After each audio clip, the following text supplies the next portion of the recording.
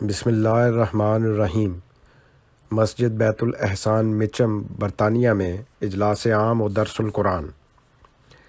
مکرم مبارک صدیقی صاحب اطلان کہتے ہیں کہ اللہ تعالیٰ کے فضل و کرم کے ساتھ بیت الاحسان ریجن نے مورخہ 1 اپریل 2023 بروز ہفتہ مسجد بیت الاحسان مچم میں اجلاس عام اور درس القرآن کا اہتمام کیا، جس میں تقریباً 500 احباب جماعت نے شرکت کی۔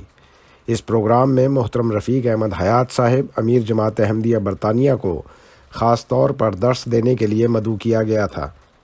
اجلاس عام کا آغاز تلاوت قرآن پاک سے ہوا، جس کے بعد امیر صاحب نے درس القرآن دیا۔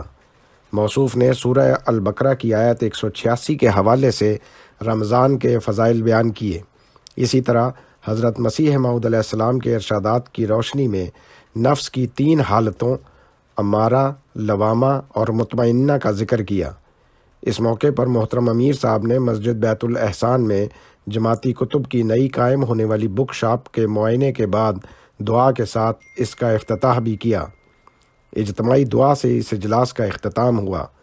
بعد ازاں افطاری اور نماز مغرب کی ادائیگی کے بعد حاضرین کی خدمت میں رات کا پرتکلف کھانا پیش کیا گیا، جس کے بعد نماز عشاء و تراویح ادا کی گئیں۔ آواز اور رپورٹ لطیف احمد شیخ، نمائندہ روزنامہ الفضل انٹرنیشنل۔